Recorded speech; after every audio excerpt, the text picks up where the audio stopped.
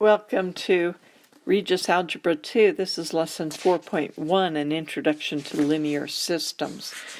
Linear systems is simply two or more linear equations with the same variables, so that when I graph these, I can find a point of intersection. There are actually three different possibilities when you have two linear equations as far as how they intersect one another. Let me show that to you very quickly. So looking at our three possibilities, in our first one, we could have two lines that are parallel to one another when they're graphed. And so when I would ask what is the solution, what I'm asking is what points would satisfy both line 1 and line 2, or another way to look at it is if I plug in the x value and the y value of a given point, would line 1 be a true statement, and would line 2 also be a true statement? And in this first example, there's no solution. There's no point that you could identify that would make both these statements true. But in the second example, where we have line 1 and line 2 intersecting at this point right here,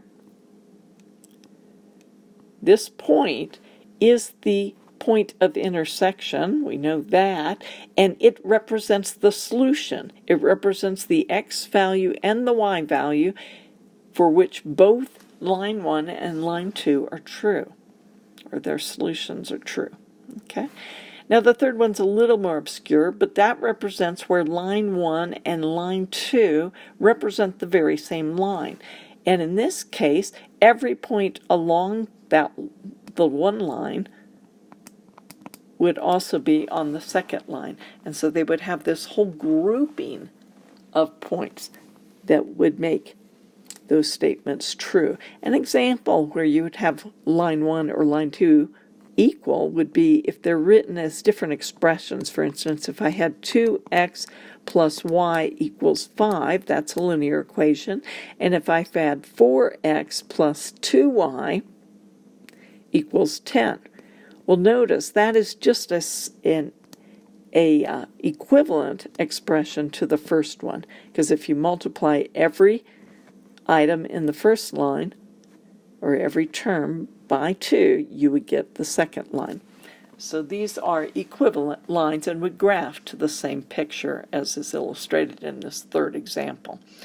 So what we're going to do is walk through a little exercise that they're asking you to do one step at a time, and I'm going to just make sure you understood what they did and why. So what I've done so far is I have started with the equation 1 and equation 2 that they give me, and then they ask me to multiply every term in equation 1, each member, in equation 1 on both sides of the equal sign by 3. And then I get equation 3. Now notice you do not lose this equal sign. In other words, I'm going 2x times 3 is 6x minus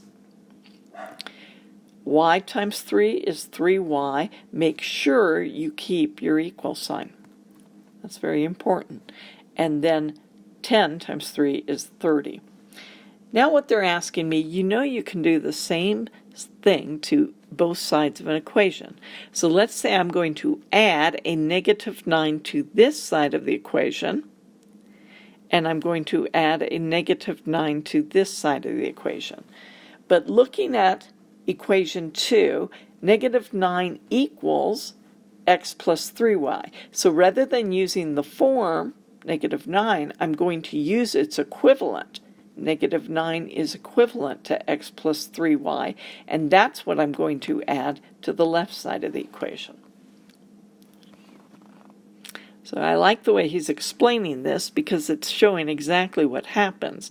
So 6x plus x is 7x, minus 3y plus 3y is 0. I would not have to put that in there. and 30 minus 9 is 21.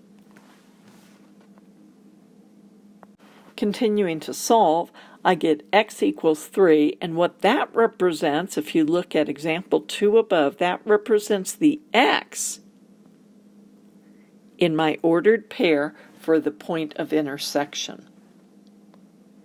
So how would I find the y?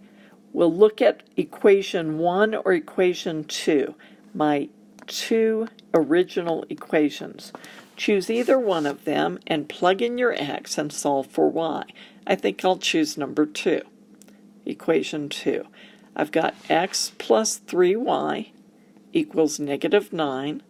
Substituting in for x, I've got 3 plus 3y equals negative 9. Subtracting 3 from both sides, I get 3y equals negative 12, and dividing by 3, I get y equals negative 4. So what I have done in this process is I've started with two linear equations, and I've figured out the point of intersection, or the point that solves both equations. What do I mean by that? We'll look at equation 1 above. 2x minus y equals 10. If I plugged in a 3 for my x and a negative 4 for my y, I would get 2 times 3, or 6, minus a negative, or plus 4, equals 10. And that's correct. Now doing the same thing for equation 2, I would say 3 minus 12, 3 minus 12 is negative 9, and that is also a true statement. So that is how you solve the point of intersection when any two lines meet. So he asks you to validate this answer by graphing both the lines. To be able to graph my lines, I have to convert them to a form, otherwise I would have to do the table. So I'd have to convert it to either the point slope formula or the slope-intercept formula, which is the one I chose. Graphing line 1, it should look like this. Graphing line 2, first you convert it, of course, right here, and then you're graphing it, and notice the point of intersection here is this point right here. And if I read off that point, I would have 3, notice I changed the scale on the x and the y-axis, but I would have 3 on the x-axis and negative 4 on the y-axis, and that indeed is the point you found from your work on the previous page.